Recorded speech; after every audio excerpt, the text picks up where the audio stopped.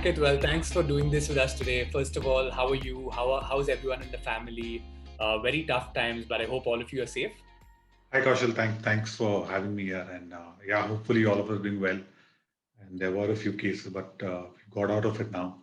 So we're all home, staying safe. So thanks for asking. Okay, it's great to have you today on another episode of Decode. And for the audience, it's a rather sweet episode today, if you catch my drift. We have with us Ankit Dadu, partner at Anand Sweets, one of the most popular sweet chains in all of Bangalore. Founded in 1988, Anand Sweets has a delectable collection of over 300 freshly made products to choose from. The brand has over 10 outlets in Bangalore. They have a very strong customer base and are an immensely popular choice for various occasions, right from a casual meal to a gift set for festive occasions. Welcome, Ankit. It's a pleasure to have you here with us. Thank you. Anand Sweets clearly brands itself as the taste of royal India. Can you tell us the story behind the inception of the brand and what makes your sweets grand and luxurious? So the brand was initially started by my father in the 80s. Initially he was working as a salesman in one of the sweet shops back then. And that's when he developed this passion of sweet making and customer service. And, he thought, why don't I do this on my own rather than, working with someone? And that's when the idea struck him. And that's why Anand Sweets was born initially in the late 80s. And then slowly, as and when we grew, we realized, this just can't be a commodity that we sell off the shelves and had to be something more than just a commodity. And that's when we realized, we need to focus more on packaging and, customer, the whole experience of our stores. And that's how we got into this brand building exercise and image building exercise. We started calling ourselves the Royal Taste of India. And to do that, we really focus on our packaging, on our quality, the way we offer customers, the whole store experience. And when a customer walks in, he's just not coming to buy something. He's getting the whole experience of Anand at our stores. That's how we started focusing on brand building for the to through that tagline, the taste of Royal India. That's amazing. I actually have a question on a personal note for you. The brand has been around since 1988. I'm sure at that point you were a young kid, right? So, what are some of your experiences maybe walking into the store? I'm sure a lot of people around you might not have even known that you had a stake in that business. But any memories from the childhood of Anand Sweets? No, so I was born in '87, so I was just a year old when this store was open. I think over the years we used to go to our stores during Diwali and the Shera, understand how business is done and how the customers need and all that. So we've learned it over a period of time, and eventually that is, I think, helped us grow the business eventually when we joined the business. That's amazing. Your website clearly lays out the vision for the company. Every Yeah. morsel is imagined and created with a single intent to deliver joy through Anand. Yes. Anand translates to happiness, and I think that's a really beautiful message. How Yeah. do you ensure that this comes through via your products? What do you think is Anand Sweet's USP, and how are you different from your competitors? So see, like I said, we do not focus right only on selling sweets. For us, it is whole the entire customer experience that we look at. So right from the production, so we have a state-of-the-art facility in our central kitchen where we use state-of-the-art machinery and techniques to ensure that the human touch to a sweet is minimized. I mean, we've not ignored it completely, but we try to focus on really reducing human touch and then a focus on raw materials. We've may ensure that the raw material that we use are top quality, and we never compromise on the raw materials. And then once the product is produced, then the consumption happens at our stores. At our stores, we've ensured the hygiene is maintained, the packaging is top notch. When a customer walks in, the freshness is maintained at the sweets, at the stores, and that's how we try to we try to be different from the other stores, because if you see other brands, they're more focusing on getting it at the counter, selling it, but for us, that's not what we want to do. Yeah. To create the whole experience. And one big aspect of it is that this is a family run business, right? How important is it to you as the brand grows that it retains the culture that was set, by your father? So, being a family-run business, you realize you're in it full time, and you do not have you're the owner of every process, you're the owner of every, and you're responsible for everything that is good or bad in the company. And being a family, you're very more attached to the brand, working as an employee, but you're the stakeholder, and everybody looks up to as a brand. You're more responsible towards your customer. And today, in 2021, you have a very wide variety in your menu, right? From Kaju Katli and Mysore Pa to, Yeah. Nutella and caramel infused sweets. I personally live in Delhi, so I've not visited Anand Sweets. But when did you guys decide to transform your offerings to have such a wide variety? So, it all comes from a customer demand. There's a lot of people, while they prefer their basic sweets of, laddu and kaju katli, they every time want to try something new. They're always looking at, how to innovate, they want something new, be in a festival occasion. And nowadays gifting is increasing. So people don't want to give the basic sweets. They want to, they want to up the game. They want to give something very different, something new. That's when we started doing this fusion sweets of Nutella and, pan flavored stuff. And that's actually really done well for us because that again makes us stand out from the other brands because others are again focusing on selling the basics. But we thought, there should be another vertical where people come to us for gifting. And Yeah, that's and just to kind of speak about that a little more, I wanted to understand the process with it. Now, when you think about something new like Nutella, for example, how do you guys go about that? Is it something someone identifies as a trend and picks it up, or how do you go about adding these things to? so we're constantly looking at things to innovate. We have chefs, we have the whole experience with us, and so whenever something comes across, we come across something, or someone comes up with an idea. We have a lab in the factory, where we try out different things. The Yeah. Nutella, the mixture, the composition, the different the flavoring of it. Whether it goes well with the mawa or whether it can go well with Mhm. cashew base. We try all that before and then we put it on to the team Yeah, the testing team, the managers at the store, the customer feedback. And once we get a proper feedback and if it's accepted, that's when we launch it. that's wonderful. Another big aspect of your offering and sweets in general is gifting. Now, I've seen the packaging of some of your sweet boxes and it looks fantastic. It looks very royal. What do you think the future of gifting will look like in a couple of years? Are things going to change? Because this is a very old industry, right? Yeah, so traditionally, gifting has been more focused on, sending sweets to someone, because they saw the product itself is enough when you're sending a sweet box to someone. But nobody focused on getting the packaging right for the product. Today, if you see a lot of people, while the product is great, the packaging has to complement the product. That's what we thought is lacking in the industry, and that's when we thought we need to push packaging along with the product. So we try to focus on getting the product right, the packaging right, and the whole experience right. That's amazing. One another aspect of your entire business has been the reinvention, and it's so fascinating to see. It's beyond just a sweet outlet today. You have Purani Delhi and Royal Union. Now, how do you keep reinventing the wheel? Again, it's customer demand, because we realize when we start a vertical, it plateaus after a point. So there has to be something that engages the customer. And restaurant was a thought that was born out of a visit to Delhi, Purani Delhi. When we went there, the food obviously is very different from what we eat in South, and that kind of food is not available in Bangalore. And but the population is there right now. In a city like Bangalore, we have a huge north population. So we thought that could cater to that section as well as the South Indian have never tasted something like that. Mhm. So we thought, it's a good market for us, and that's when we invented Purani Delhi and to try to get in the authentic taste of Delhi. And our entire menu is inspired by the streets of Delhi. Oh, And, wow. we've got this chola bhatura, we've got matar kulchas, which is traditionally don't get in the South belt. So that's how we focus on. I think one thing we should discuss is, the pandemic and how that's kind of affected the sweets industry. So, what would you say? How has it affected the industry? Are there any changes that you've seen? Has demand gone down because people maybe don't think that this is a time for gifting, or how would you see it the last 12 months or so? So see, our industry was divided into personal consumption, gifting, and corporate gifting. So while we are retaining the consumption of the consumers at home, but that's again a very small chunk because people are not consuming in kilo; they're consuming in a quarter kilo or 2 pieces, 4 pieces.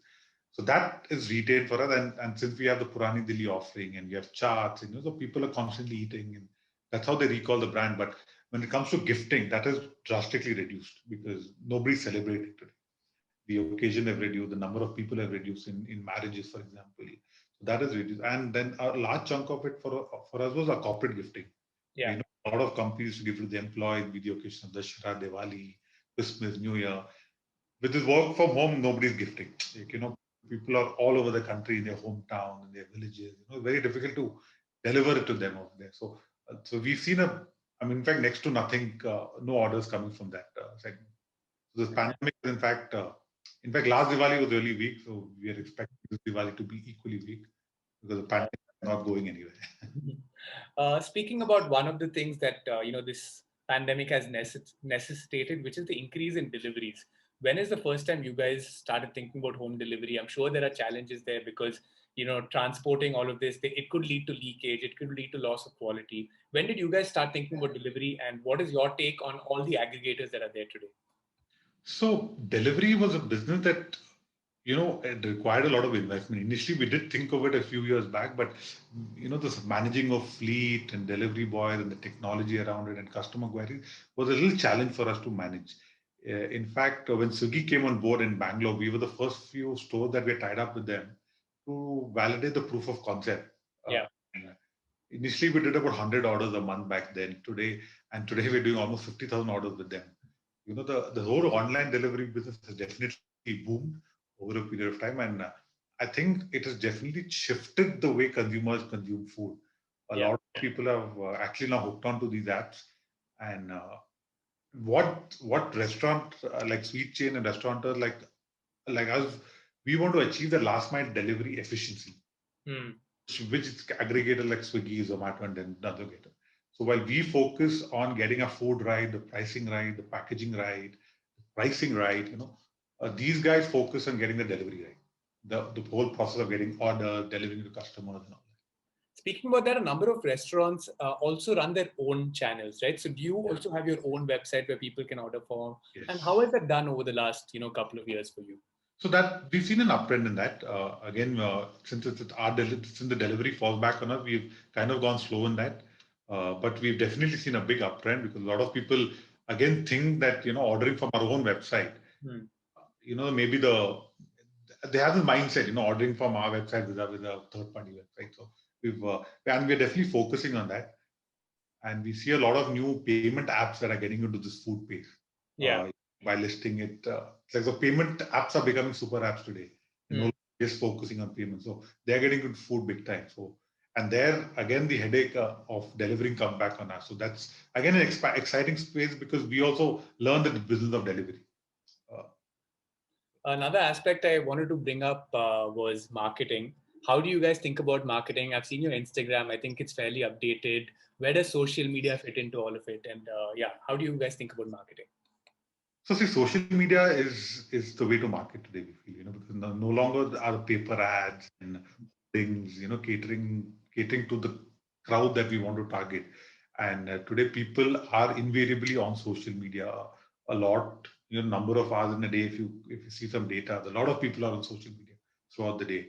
So I think it's very important to engage people on social media. And at the same time, it's every time it's not about declare giving an offer on social media. It's just about the brand recall. You're telling them things to do, what we as a brand do, what are the changes we bring in a brand. It's all about engaging them and keeping our brand in the subconscious mind.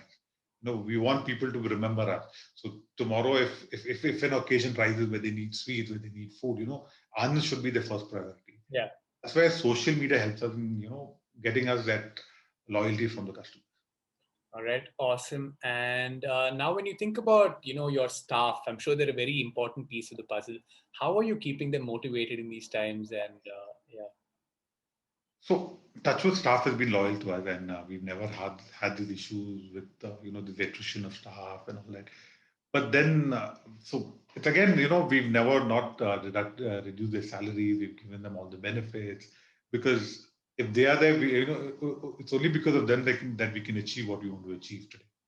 Because without them, no matter what technology you have, you need people at the end to help us cater to food online or offline or walk-ins and all that. So we've kind of been very liberal with them, and we've like every pandemic, especially in this pandemic, we've really taken care of them and their families, and so they're pretty happy. And that's what I think they're going fine with. That's great to hear. Another thing I wanted to discuss with you was, I wanted to understand how do you maintain and manage your inventory, and what is the importance of efficient inventory management to your bottom line? I'm sure it's a big chunk. Yeah, so over the years, we've got data to, know what sells when, what time, and we've never believed in hoarding and stocking sweets in our shops. So we in fact model where we deliver to our stores twice a day, to retain freshness of at any point of time. You'll never find excess stock in my stores. It's always demand based. Hmm. Only sell has been indented and demanded from the factory, and that is when it is produced as well. So we have tried to maintain efficiency because food, even if the food is a day or a sweet is a day old, the customer knows. Yeah. They get to know it's a day. So we try to not stock up too much and try to maintain efficiency by supplying it from the factory multiple times.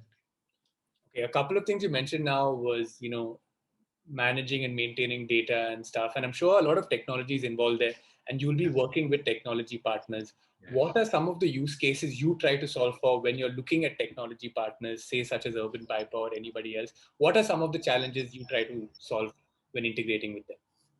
So Urban Piper came to us at a point when we were really suffering with with this boom in aggregators. We had Swiggy, Zomato, Dunzo, Amazon Food. There was Food Panda, and there's so many players.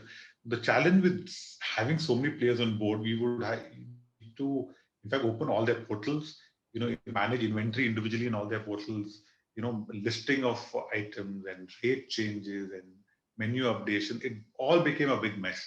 And since we had 10 stores, it became like 10 into 4, 40 changes for every small change. Yeah.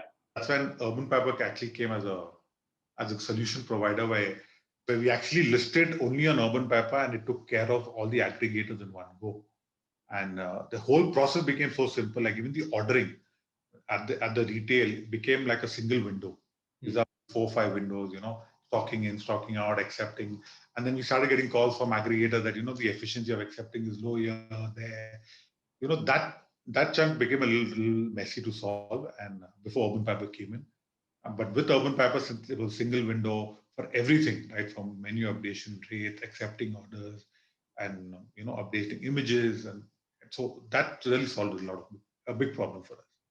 Okay, that's great to hear. Moving on from technology to future trends. Now, what do you see in this industry in 2021 and beyond? What's the next wave in the mithai industry? I think gifting is the next wave. I think because a lot of it, we've seen a lot of shift from traditional buying to gifting, and people think sweet is the commodity to gift today. It's becoming a giftable commodity, and it's no longer about tangible products, and it's also about consumption and good food and well packaged food and all that. So we see a big, huge change in gifting going forward. That's awesome. Do you have any words of advice for budding entrepreneurs, young people who are watching this video? I think food is a pretty recession-proof business, but at the same time, you need to really focus on what you're doing, and not everything is hunky-dory. You need to get your quality right. You need to focus on making your customer happy, and the way customer is happy is only if he's satisfied with your product. You need to focus on getting the quality right, the pricing right, the strategy right, the packing right. A lot of people just sell food for the heck of it. It'll not work in the long run. Yeah. You need to really be focused. Like you have delivery partners like Dunzo and Urban Piper to achieve your, uh, to reach to the customer. But if your product is not right, then you're not getting anywhere. Well, thank you, Mr. Ankit. I think it's been fascinating hearing from you about, Anand Sweets, about the sweet industry, about technology, about so much more. And it's been absolutely riveting. I'm sure people will enjoy this episode. Uh, Thank you. Before we let you go, we were wondering if you might be willing to join us on a quick rapid fire that we've set up. It'll take 2 minutes of your time and some very simple questions. Yeah, sure. No, All right. So the first question is, what do you think about formal education versus experience on the job? I think experience on the job teaches you far more than what formal education can teach you because formal education is theoretical, but experience on the job is when you get into practical, application of things. Okay. A startup to look out for in India? Urban Piper. Uh, Your favorite sweet on the Anand Sweets menu? I like the Mysore Pak and the Moti Pak. How often do you order from outside? Thrice a week. All right. What's your favorite cuisine? Mine is the Indian food. Okay. Do you have a favorite restaurant to go visit or to order from? It's a restaurant called Kebab Khana in Bangalore. I'm really hooked onto it. And I think one meal a week is definitely. That's amazing. Do you have a favorite holiday destination? I think, yeah, Europe.